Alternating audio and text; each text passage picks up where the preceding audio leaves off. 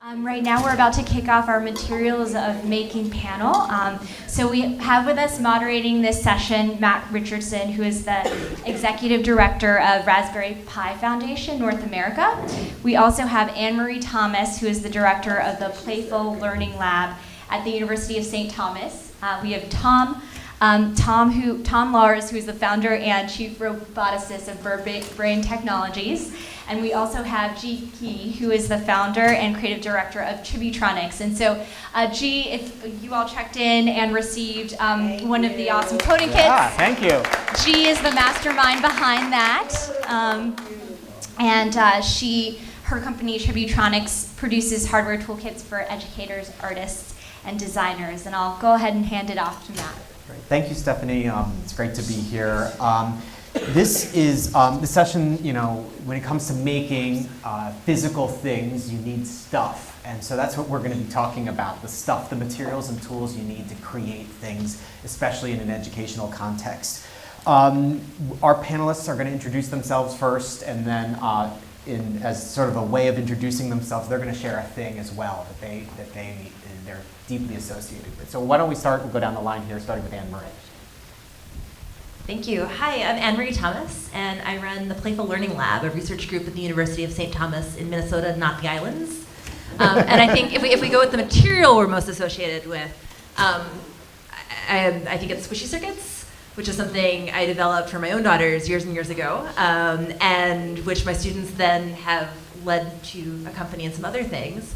But the lab I run really looks at the intersection of art, technology, and K-12 education, or education learning broadly. Ironically, this is probably our high-tech thing, this is our software, but then on the low end, maybe one of our big projects right now is our lab is partnering with the band OK Go. We just launched a new education site called OK Go Sandbox with new videos, and there we're really looking at how can we use found objects and Post-it notes to do art and tech and learning. So that's me. Okay. Tom? So yeah, I'm Tom Lauwers, and I'm the founder of BirdBrain Technologies, and I think what I'm probably most associated with is the Hummingbird Kit, which is the result of a project that I worked on as a PhD student at the Carnegie Mellon Create Lab. And after I graduated, I decided to commercialize it. But the kit is really the result of working with many teachers and students and people at the lab in terms of trying to develop it. And the research process that we undertook was really about kind of working with, initially it was groups of girls, and then it was teachers and students, and just working through a number of different materials and trying to develop, I guess you could call them like the high-tech materials that would interact with these low-tech materials. And what we found was just, this is like late 2000s, just use arts and crafts materials. Like every fourth grader knows how to build with arts and crafts. Cardboard is essentially free. The recycling bin is a wonderful place to get things from in terms of building, and then just mix that with the things that are maybe unfamiliar to some students, like motors and servos and LEDs and programming. And so then you can make stuff like this. And I can move it. So it's just fun to, I guess, I think what robotics does is it brings to life these types of materials and lets you kind of program it to have its own life. Cool. So hi everyone, my name is G, and I am the co-founder and creative director of Chibitronics, which is this thing here, but I'll kind of tell the story. I did my undergrad in mechanical engineering, but I always loved arts and crafts, and that's kind of like my obsessive material, especially paper and cardboard, which I think of as a form of paper. And when I was in grad school, I under the guidance and inspiration of my then advisor, Leah Beakley, started blending my craft life with my engineering life, and started building circuits on paper, and found that you can tell stories and make all sorts of cool stuff. And since that time, I've been creating tools, my own tools, to make that more accessible, including things like stickers that are LEDs, and writing books like this one that can kind of share not just the materials, but how to use them. And so just a quick example, because I'm so excited and you guys have one to play with, I'll just show you really fast. We also most recently made this clip, which you can program, and then you can clip it to your circuit so that it attaches to paper, but then reuse it. Like we've been doing a lot of workshops, and the most important thing is that you can be able to reuse and have like a cost-effective activity. And this is why we transferred from stickers to clips. But the nice thing about building with craft materials, as Tom alluded to, is that you can be really playful and tell stories. So here's a page where it's the windows of an apartment, and when the lights light up, you can see what the drawing is behind, and you can kind of like spy on the people, or the animals in this case, in the building. And so having dynamic things allows you to tell stories and bring things to life in a way that you couldn't before. And so that's kind of my dream. But overall, I think like many folks here, I'm interested in creating experiences where learners, makers, feel really excited and good about themselves and care about the things that they make and make things that they care about, like for people out in the world. And so that's kind of what we try to do. So. Great. And by way of introduction, I'm from the Raspberry Pi Foundation. I'm embarrassed to admit I didn't bring it with me, but if you could imagine a small credit card-sized computer, it's a fully fledged desktop computer. Plug in a keyboard, monitor, mouse. Our top-of-the-line model is $35. The key here is that we want young people to own computers and create things with computers and treat computer as a material, to steal something from Seymour Papert. We're a charity first and foremost, and so the money that we make from selling these computers goes towards training educators for free, online and in person, providing free resources and curriculum, not just for using the Raspberry Pi computer itself, but also for just learning to code and understand what we call digital making, essentially project-based learning plus technology. And so we provide these free resources for educators. We also have free youth programs, so that if you have a school and you want to have an after-school coding club, we provide free resources and structure for that. And you can join our network of other after-school code club educators. And Coder Dojo, you've probably heard of that as well. So it's a part of our organization to get just young people coding and creating with technology is what we're all about. So we look at technology as a material, and that's really what we're all about. And I think that's why I'm here up with you great people as well. So we had discussed a little bit that there are people here who may be more in the computer science realm and are a little bit in this room now because they're curious about making in the context of education. So we wanted to provide a little bit of give a little context here to making in education. So AnnMarie, I wanted to kind of start off with you. How would you introduce making in education for people who are kind of new to it? Sure, so I'll start with the question, who here is a maker? Good, okay, that's exactly, so when I work with teachers, and I was with a bunch of kindergarten teachers last week, I start with that, and if all the hands don't go up, my job now would have been to convince you that you all are, but all your hands went up, I believe, so that's good. Making in education is a newer concept when we capitalize everything and look at grant calls lately, but let's be honest, it is not new in any stretch of the imagination. We're only here because we're makers. We're wearing clothes, we're in a building, we ate food this morning. We as humans are makers. I think the fun thing about what we see now as the maker movement and maker education is that we're really acknowledging it as something that we should discuss in schools, right? And that we should acknowledge that many of you have already been doing, but there are many other people that would like to, and how do we empower them?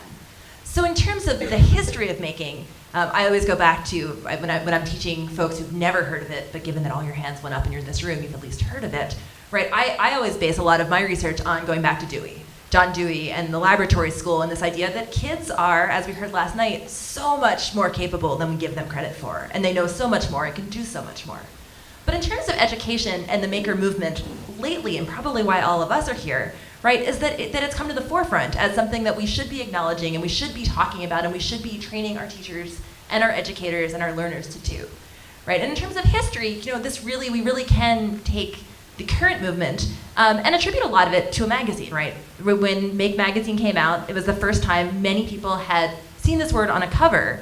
And as someone with a PhD in robotics, I'll admit that most conferences I go to, people very much self-select. Who here is a roboticist? Okay, a few hands, right? And it's something that almost needed a little check mark, like what makes you a roboticist. But making has been, I always say, it's sort of our y'all come in now umbrella. Right. Do you sew? Do you bake? Do you build robots? Do you do paper crafts? Do you? And we can all learn from those fields, and there's so much synergy there. So when Make magazine came out, it was different. I remember I was actually a PhD student who very illicitly at night was sneaking off to be an art professor. I did it for a couple years before they caught on at the Caltech that I was sneaking off to do that. But Make Magazine was the first time I'd seen something where I could open a page, and on one page it's something out of toothpicks, and the next it was something out of circuits, and then there was sewing. And I think that's how a lot of us in this room think about learning and think about education, is that it is this mix, it's this soup of all these influences, right? And when I tell the story to people that don't know anything about the history of kind of the current incarnation, it started with a magazine, yes, but then this idea of the fair, right? And when Maker Media started the fair, at the time O'Reilly started the fair, they weren't sure anyone would show up. The magazine had been going, and if we throw a fair at a fairground, will people come and look at the R2-D2 robot next to the steampunk costumes next to the computers? And that first year, more than 20,000 people did. And as we've seen now, who was at the fair this weekend? Right, it was pretty crowded, I'm guessing, right? I was at home at graduation in Minnesota with my students, but I heard it was pretty crowded, right? We have hundreds of thousands of people going to fairs around the world, and why? Right, well, I think there's something inherently human about making, and that's what we're seeing in this, right? And so thanks to the last administration, right, we saw a maker fair at the White House, and I think that gave a lot of us now a language that we can say this is important, this is valued as a society, so now let's look at how we support educators who are doing this. What resources do we need, and how do we bring this to classrooms, right? And I think I'm seeing so many nods and so many familiar faces that I think, that kind of brings us to the current time when people across a department, across a school, have probably heard of the word. Making is a word that people have started to hear about, and I think now our job is how do we make that accessible for those of us who aren't here? Right? There are teachers now, if a school wants to get into this, I've seen so many schools that are now saying, like, we have to have a maker program. Mm-hmm. Well, what does that mean, though, if you aren't here? Right? What does that mean now? They're starting to be, but there aren't many education programs that explicitly teach our teachers what making is. And so in some ways, that puts the responsibility on all of us. If we believe it's important enough to have making as something that we're giving up a week to all be here and talk about, how do we help our educators and our learners of all ages engage with that? And obviously, since making involves creating things, materials become important, which brings us to this panel and the amazing things that the three of them have worked on. Great. That was perfect. Thank you. And I wanted to draw a connection between something you had said and the Emily who just gave a keynote in this room beforehand, where she had said young people are capable of creating incredible things right now. It's not just for their career path. It's not just for their future, and empowering that. And I thought that you had touched on that as well, and I wanted to make that connection because that's coming through nicely today so far. So let's talk about materials a little bit. The first question I want to open up just very, very broadly so that we can touch and dive into them, dive into particular topics. But from your perspective, how do educators choose what materials to make available for their students? What are the big criteria here? Yes, I can start with that. So I think that choice of materials has several different impacts.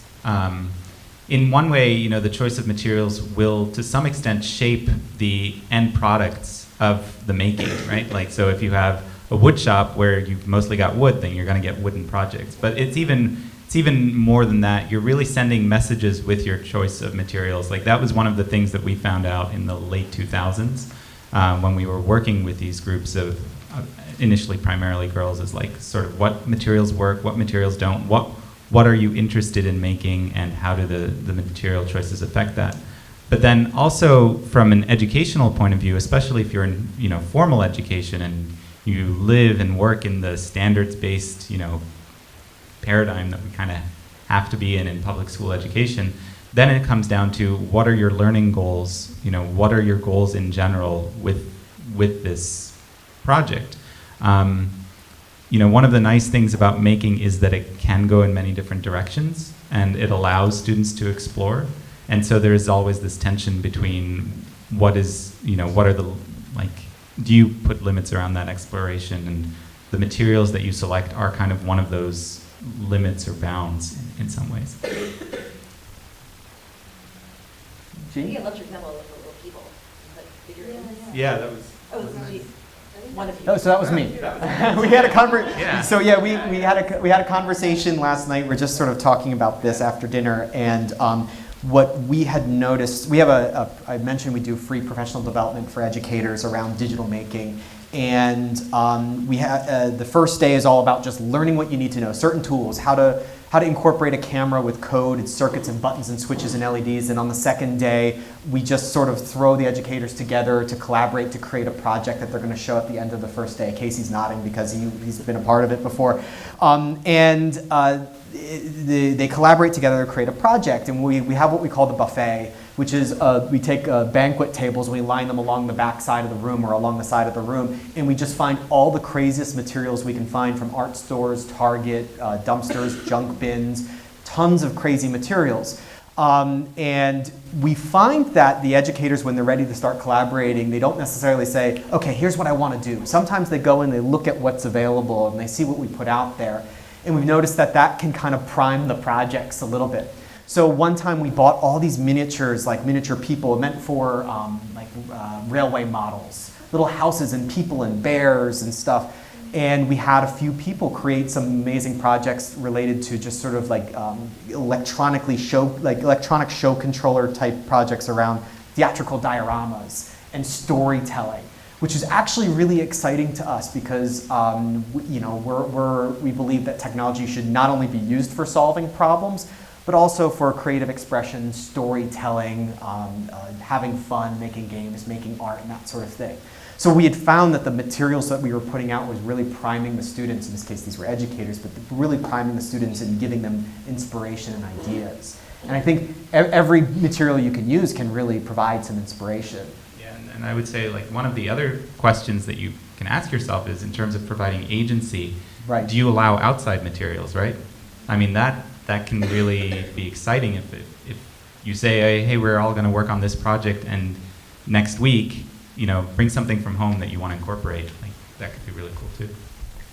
And I think one thing that I find our lab says a lot is when you're making, there's this preconception that there's set tools you have to have. And a makerspace is anywhere where people make things. You can have a room with a 3D printer that isn't a makerspace. You can also have a empty room with a bunch of kids, pencils, and duct tape that is a very active makerspace, right? And it's not about the specific thing. And I think sometimes we get hung up on that, or maybe even too dear and precious with them, where if you use the whole budget on one specific expensive piece of equipment, you're afraid it's going to break. Whereas you might actually find an even more, it's not an if you build it, they will come. It's if they're there, then you can build it, right? So getting them there is more important than what you have. One of my favorite school makerspaces actually was a kindergarten teacher who their school had no budget for equipment. So they sent home every student with a multi-gallon Ziploc bag and said, have your parents fill this with anything and bring it back. And then they sorted it, and that became their makerspace. I love that. That's great.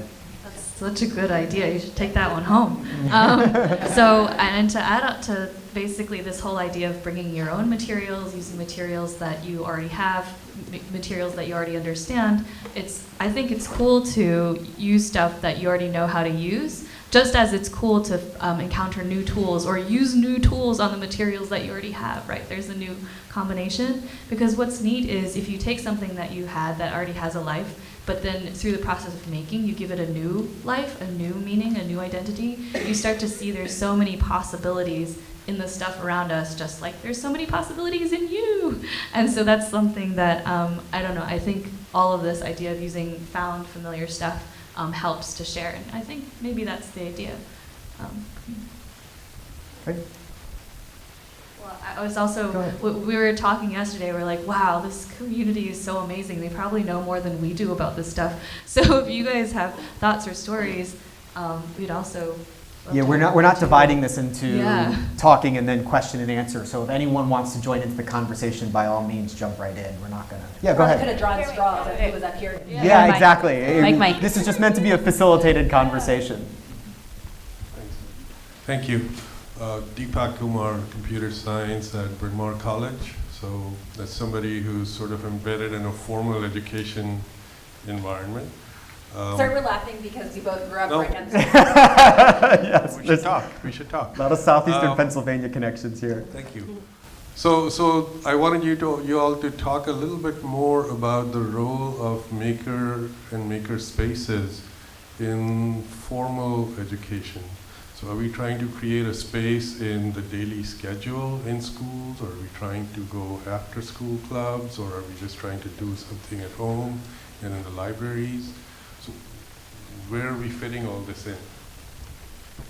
Yeah, I have a fair number of thoughts on that, actually. Great. I think that both computer science and making are kind of critical skill builders for all students. And so one thing I worry about with after school, and even to some extent with makerspaces, is self-selection effects, right?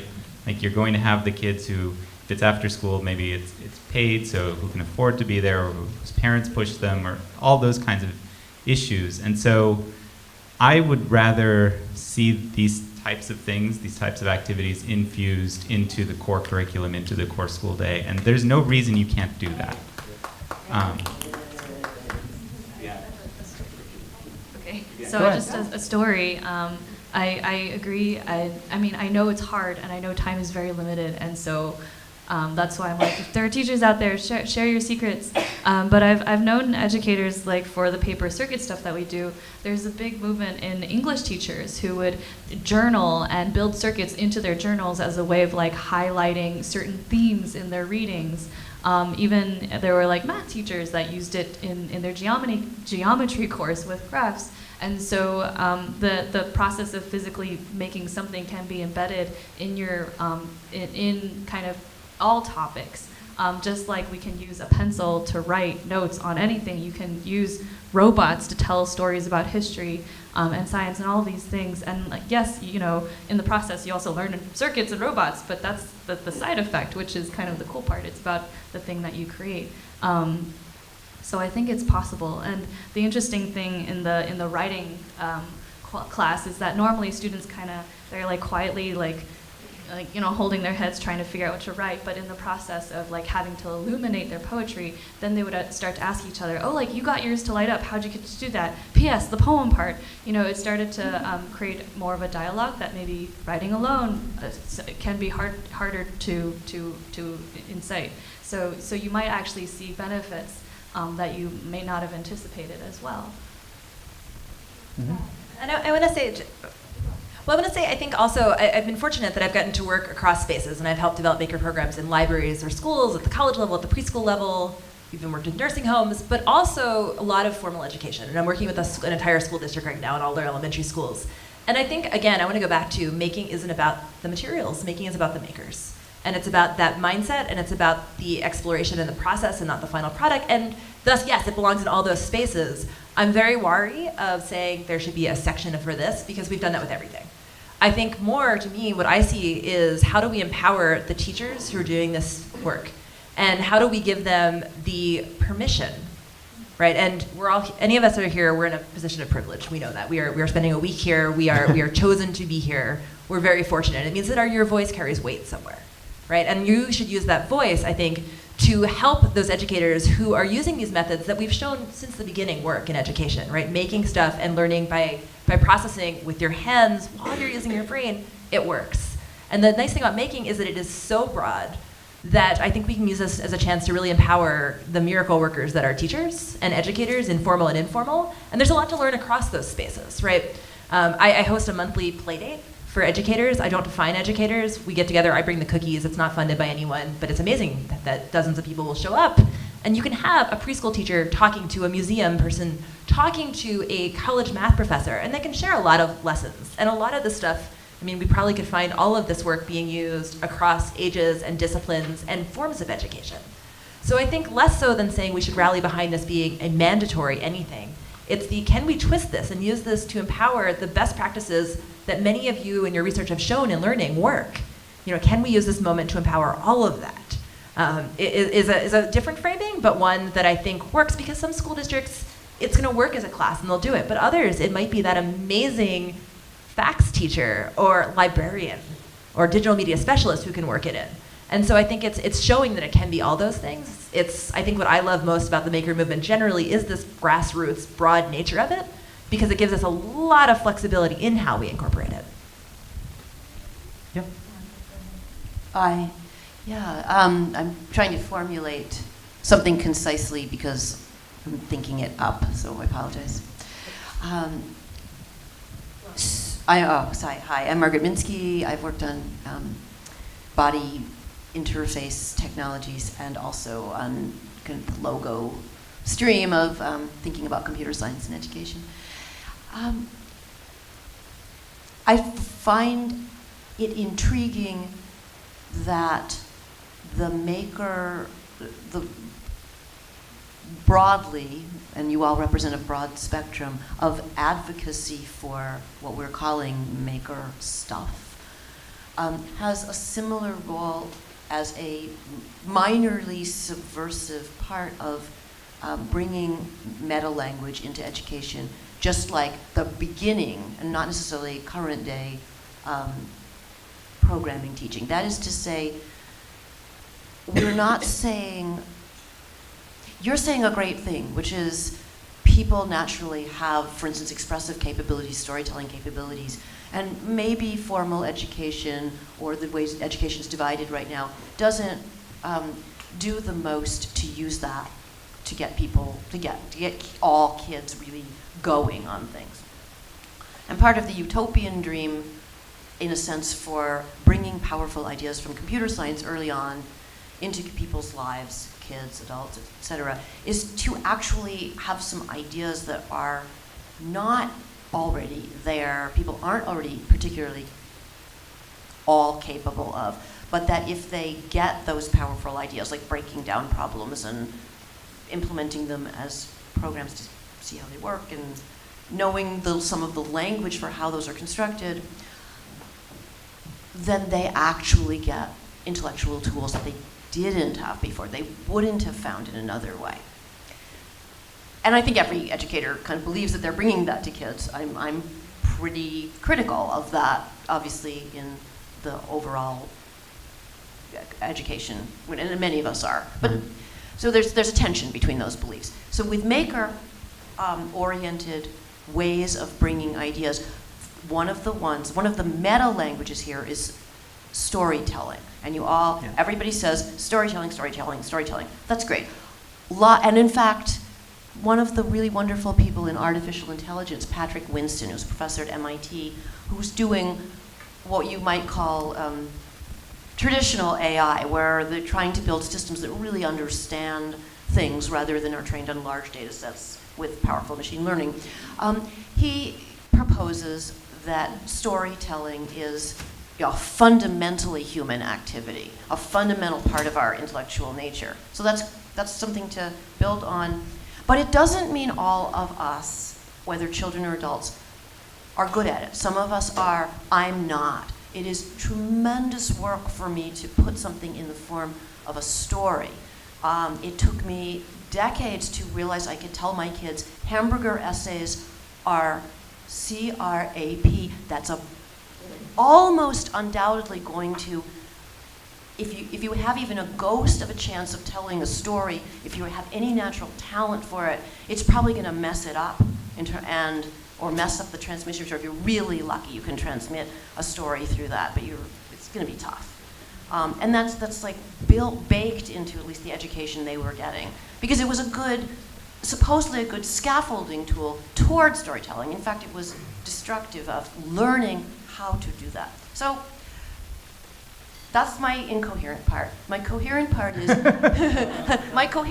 is it feels like these maker opportunities that you folks have built are direct opportunities to teach storytelling to people who might be great at it and who just grab onto it, but also to people who really need a meta language, a set of examples, a place to go through to learn how to be better storytellers, to love to talk to other human beings through physical or written or verbal stories. And I want to know, I can see some things in all of your work that grabs a hold of that. And my question is, I guess she does dare to make it explicit, but do you dare to make that explicit? Because that is a little bit counter to the point of view that people are natural storytellers. All you have to do is throw stuff at them that will help express. But do you dare to really bring a long-term development of how to do that to people, and through this mechanism, which can come in sort of in secret to parts of education that don't do that. Long question. Thank you, Margaret. Panelists? I'm not sure if my answer is going to make sense, but I'm going to just start talking and see where it ends up. So something that you were saying about, you know, hamburger essays kind of hit something with me, Right. with my 8-year-old daughter who loves reading, hates writing, hates the standard essay format, but is wonderfully expressive and creative in material that is nonverbal. And so I wonder about making as sort of an alternative for people who are not naturally verbally fluent, in terms of allowing expression of their stories in sort of other media.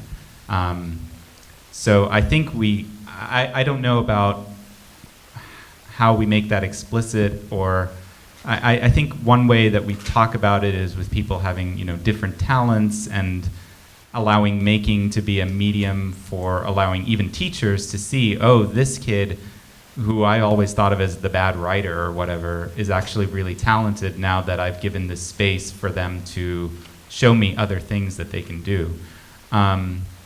So, you know, thinking about telling stories as physical objects or as code or as other things, that may be a way in which making can help. And maybe the way that we kind of get that make that explicit in the educational conversation is by talking about talent and by talking about different learning styles and sort of the more mainstream ways of talking about it. I don't know. I don't have a great answer, but. G, do you want to jump in? Yeah. I mean, well, maybe I have a story about the stories, which is that I really agree with what Tom is saying in that, like, was not really starting out as a storyteller. Like, I loved math and puzzles, and I was really shy, and I'm still really shy, believe it or not. And it was through making stuff and just being like, look what I made, that I was able to open up.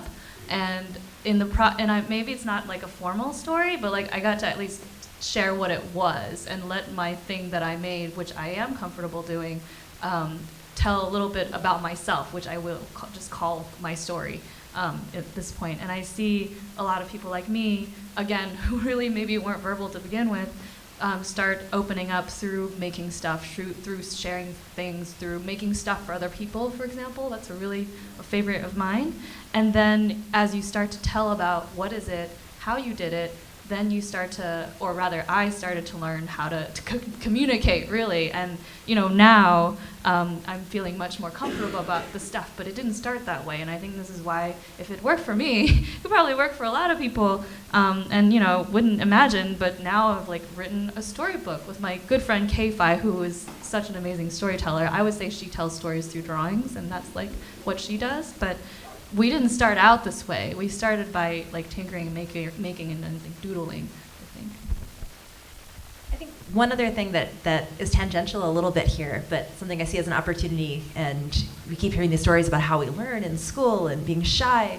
I think when I teach teachers, and so one of my hats, I teach in our education school, and when I teach engineering design or STEAM or making, one of the questions I give as a homework assignment to my educators is, can a student do a project that doesn't work and still pass, right? And respond to that. Please tell me what is your assessment? But because I think sometimes we have this assumption that if we give students projects, they have to create something that is going to work and they have to get to the end of it. Right. And that actually limits how much they can dream.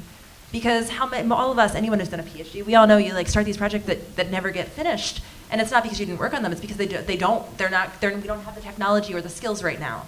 And often when we teach kids, when we give design challenges, it's assumed that the bridge is going to hold 50 pounds, or the car is going to go, or the light is going to go on.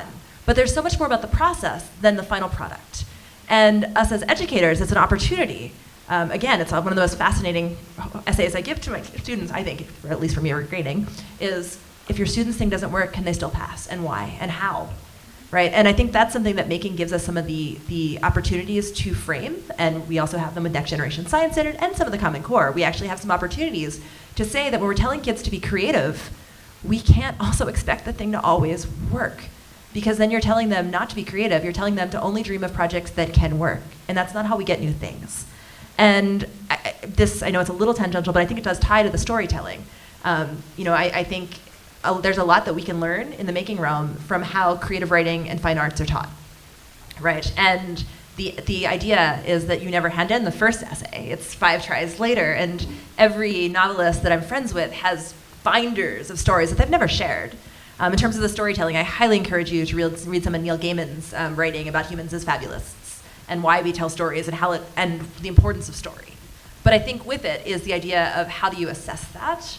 And we could go down the route of the grading, but I think this question of when we give the students these materials, when Tom lays out a whole bunch of things, you can't know it's going to work when you start it. Right. And how do we afford our educators permission to do that in their class, right? It's scary as an educator if half the things don't work, right? We've all been there. But how do we say that that's okay? Because then you're modeling to your students that that's okay also. So I think that's something to keep in the back of our minds. And again, it's a simple prompt of when we do this project, can the student pass my class if their work doesn't work? If their project doesn't work? If their making doesn't work? Because making is, again, about this process, not always about the artifact. The artifacts are awesome and fun, lovely, but I sometimes remember the process of building something more than the robot at the end. Yeah. I think that mindset is a really scary one for teachers as well to apply to themselves. Like, what if this module doesn't work? What if this project doesn't work? You know, especially in the higher pressure like environments where you have standards to meet and standardized tests to hit. But I think it's still a healthy one to have because otherwise you never try new things. We've got a comment over here, Galen. Great. Thank you. I'm Galen McAndrew. I'm with Design Tech High School, and you guys have talked a little bit about like materials and like different resources, and I'm kind of thinking about this resource management question. And when you talk about sort of this balance between the like what I think of as like the fun, flashy, like expensive, hard to use set of materials that like get kids excited, or people, we'll say people, and balancing that with like the low cost, low risk, low barrier to entry kind of like prototyping material. When you think about like setting up a space, what are some of the ways that you introduce those two materials concurrently and like walk the line between that balance that allows students to like see the flashy thing and strive for it, but encourage them to test with the low cost? Like, how do you get them to see the sequins and want to get there, but make it first out of muslin?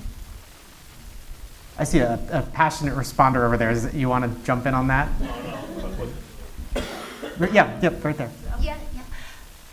So I teach computer science in middle school, and I actually use G's Chibitronics and paper circuits, and then I also use a vinyl cutter to do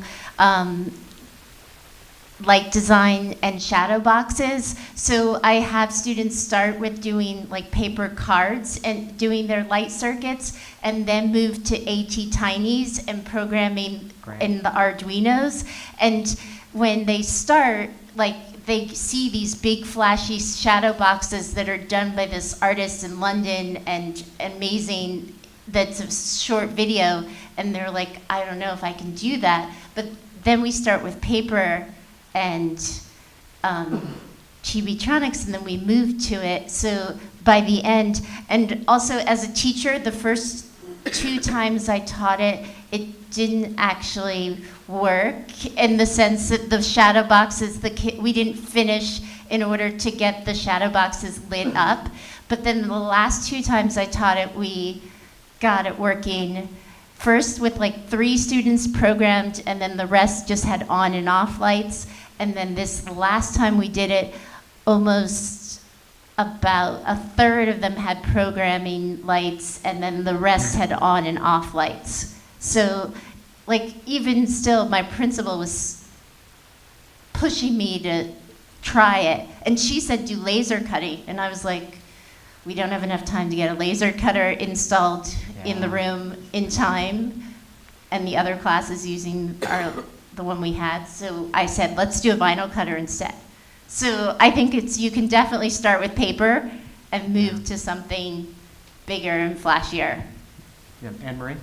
I would say, and paper can be flat. I think I struggle with the high-tech, low-tech dichotomy, but also the phrasing of the fun and flashy and hard to use versus I think some of it is how we model. I mean, some of the most amazing projects, how many of you are familiar with Theo Janssen's work, The Strand Beasts in the Netherlands? Okay, so the Strandbeests were created that way because they're free. In the Netherlands, they had to put like electrical cabling in the house, had to be put into that PVC pipe.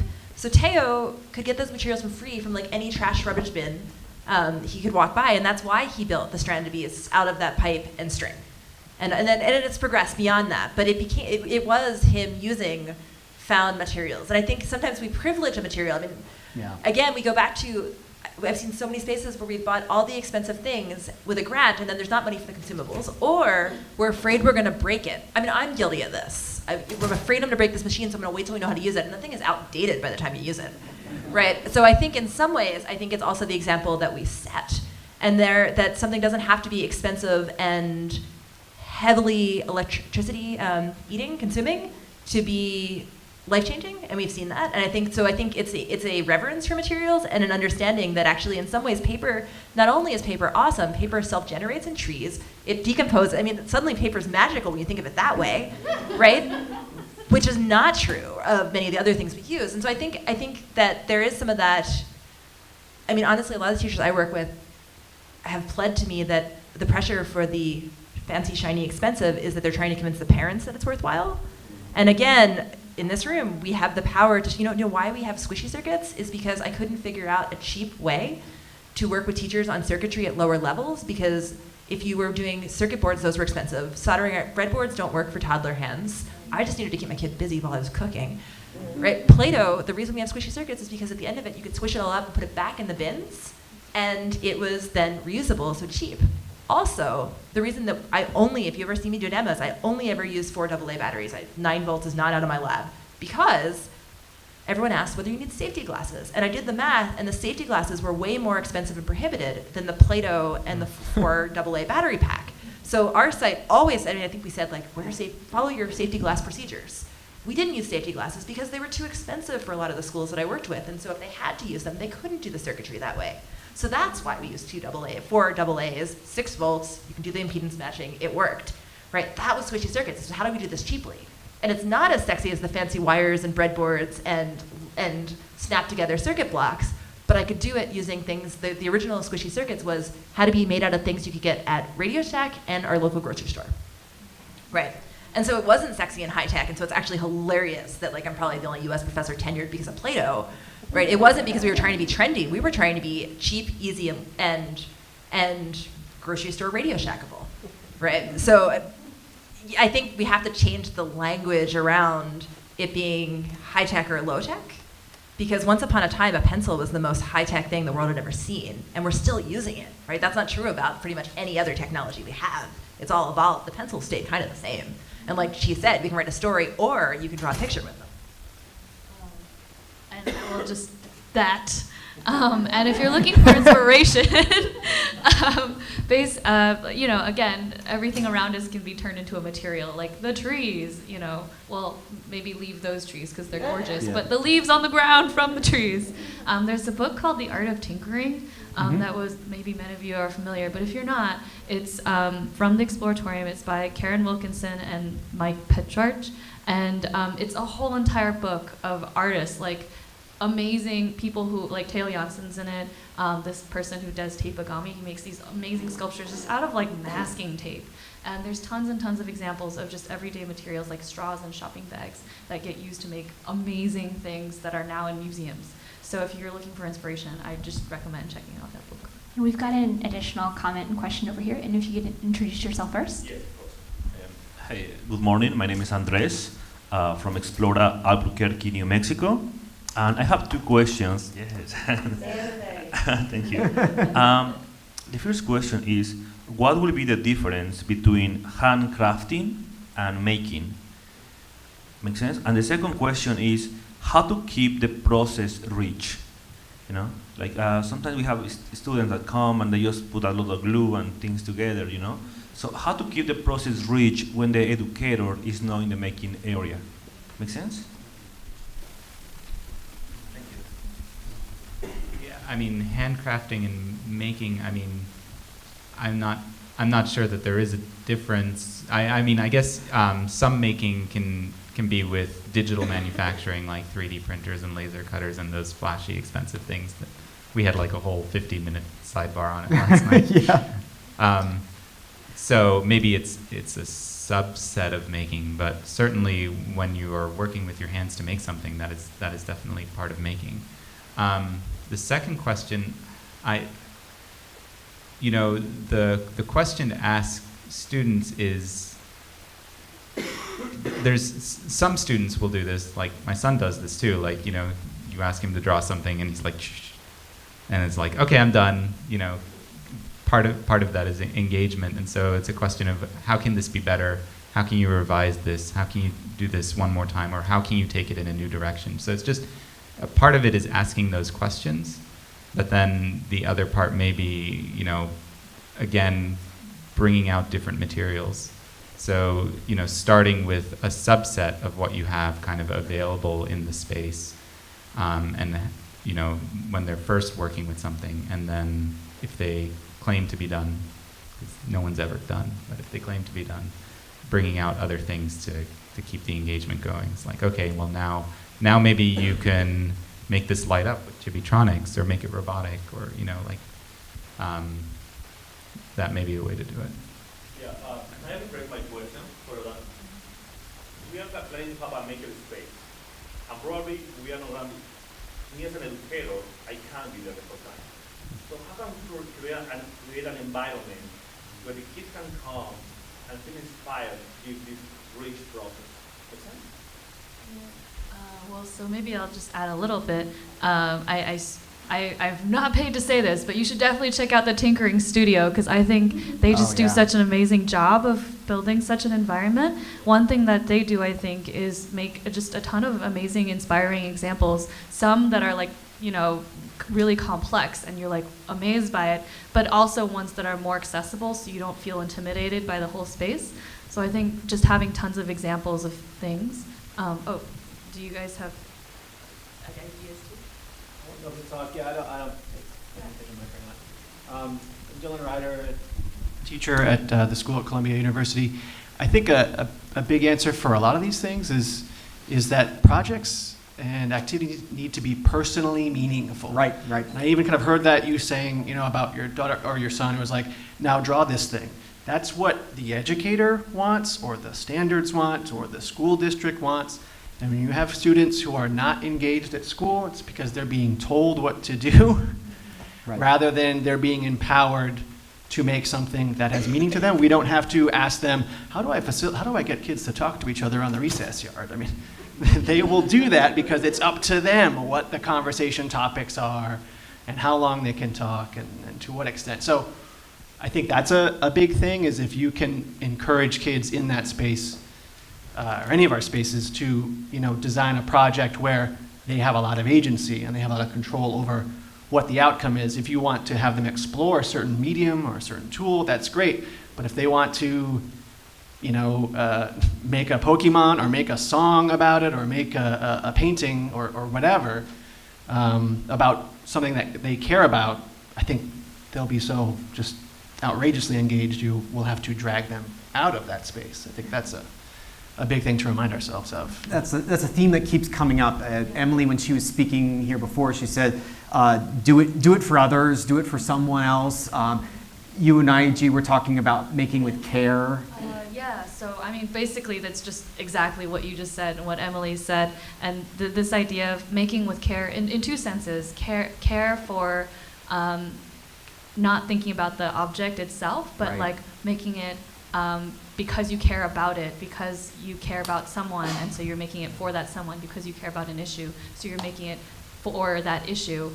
Making it so that you just care about what you're doing, essentially, is the idea, and that's exactly what you just said. Yeah, I was just going to add that was a genius of the Maker Faire, right? To have a public forum, public exhibition, to make, and a deadline also. Deadline, yes. A practical point, though, I caught one thing you just said, was how do I do it when I can't be there? And how do we get the kids to do it? And so that's a very practical question, right? Which that if making is about the makers, if you don't have the facilitators, this comes back to materials. Okay, then this is where you want to think heavily about what materials you can get away with. Right? That probably is not when you're going to have the 3D printers out.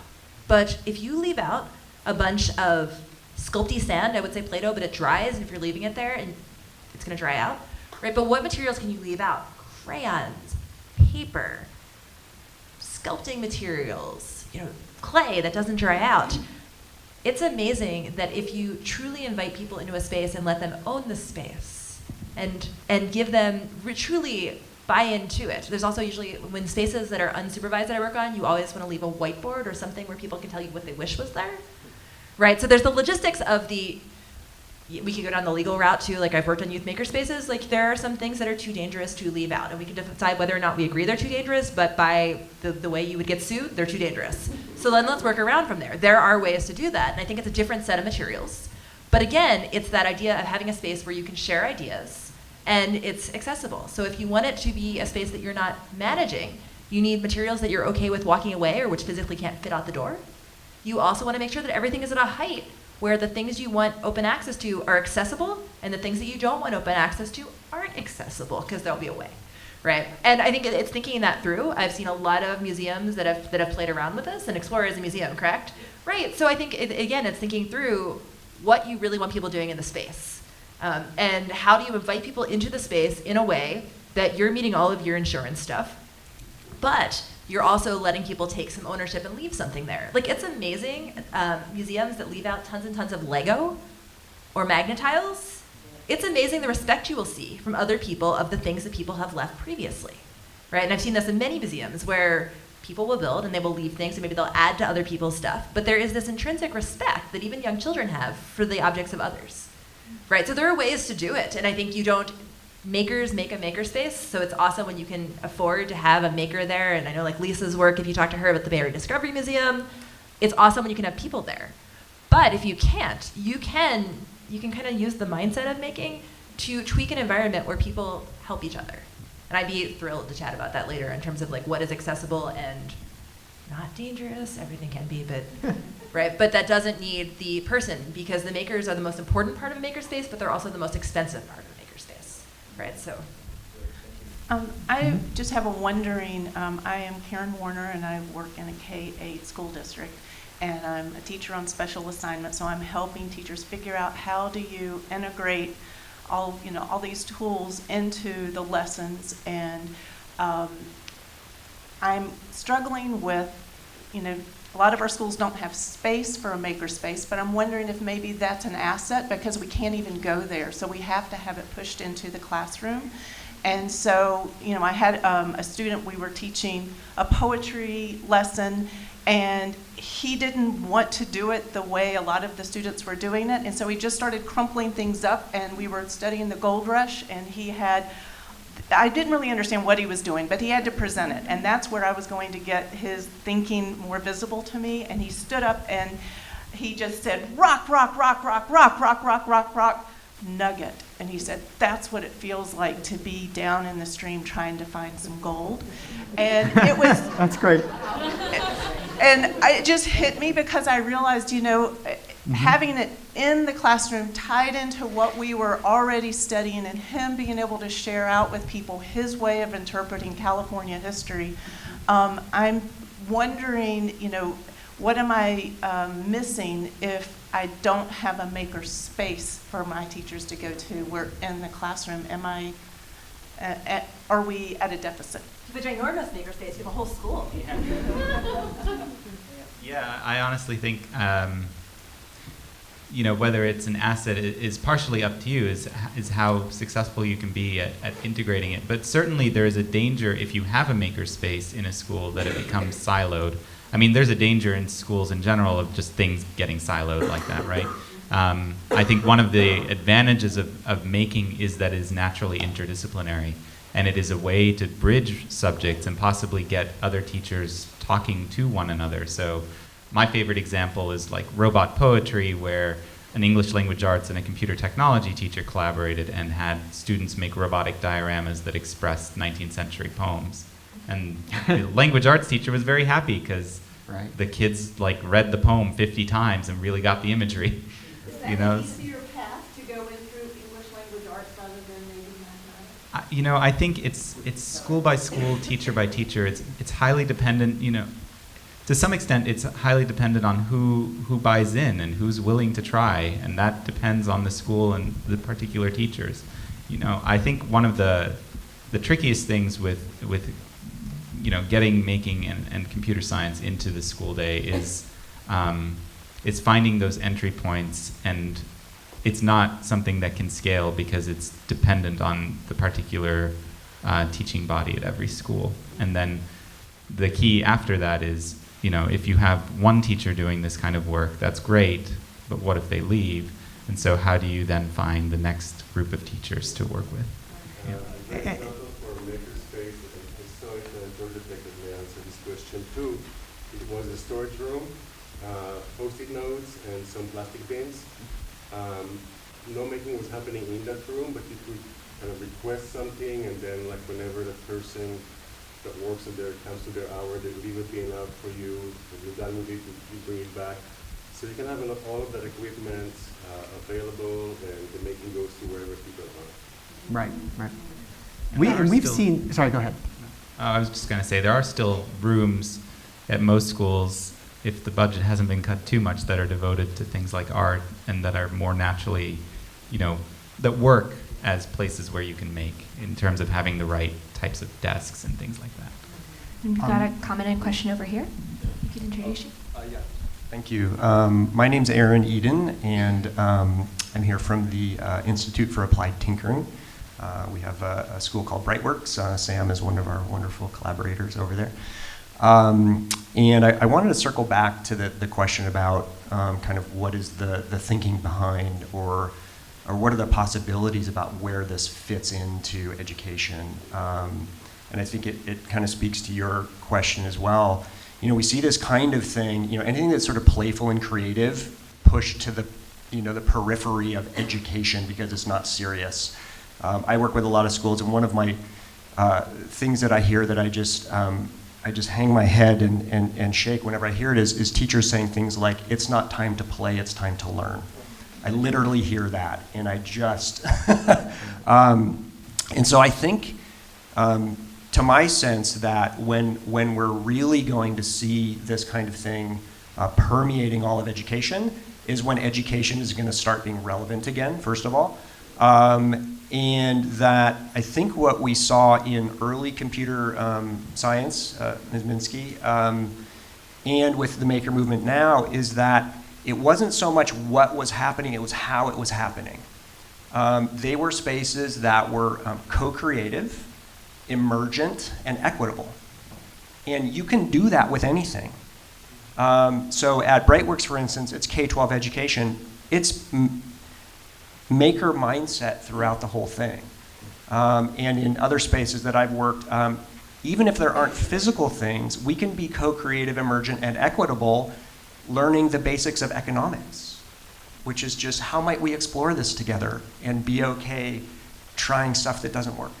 And when you do that with anything you're playing with, we then start to have the relationships involved that let our full humanity come forth, instead of the system where we have now, which is, we see this in schools all the time, the kids are at home where they're getting told, do what I tell you or else, and then they go to school where they're getting told, do what I tell you or else, and then they go to a maker class where somebody says, hey, what do you want to build today? And they have fun and they learn, but it's only a small sliver, and the rest of it can be that way too. You don't have to have physical things to make, I guess. I think one thing I would jump off of that too is you mentioned how you're told this at home, you're told this in school, and there's this one different space. This is one of the things that our lab fights heavily is, I actually hate the discussion of embracing failure, and I can go on a soapbox and I won't do that, but talk to me later about that one. I hate that phrase with a passion for a reason, which is... You hate embracing failure? Yep. Okay. Or fail. We can talk about that later.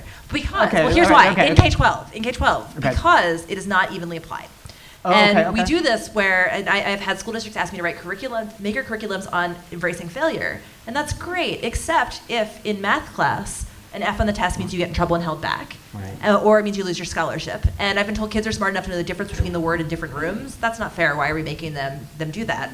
Right? If we are saying it is okay to try things multiple times and iterate and not have it at the end, why is that not evenly applied? Why can't you take your math test 10 times till you learn it? Why can't? And so I think we have to be careful a little bit of this. In these places, failure is bad. In this place, it's okay. If we really believe it, and then we have to define failure. So iteration is okay, exploring is okay, play is okay. I think we have to be uniform because not only do we silo topics, we silo mindsets and we silo assessment methodology. And I think that's kind of what you're hinting at, is that there are some places where it's okay to be the creative one and others it's not. And you know, I've said much of my work has always come out of Dewey and how he looked at education for citizenship. We can't silo not just the subjects, we can't silo the materials, we can't silo the mindsets, we can't silo what it means to succeed. Great. Or to be a citizen. Oh. Education for citizenship. Right. So we have to wrap up. Thank you to the panelists for being here. Actually, what we had hoped for was a big group discussion instead of sort of just panelists going on and on. And so thank you all for participating as well. I think it was much more successful because of that. And I hope also that the conversations can carry on into the break, which is coming up, right? Yes, thank you so much.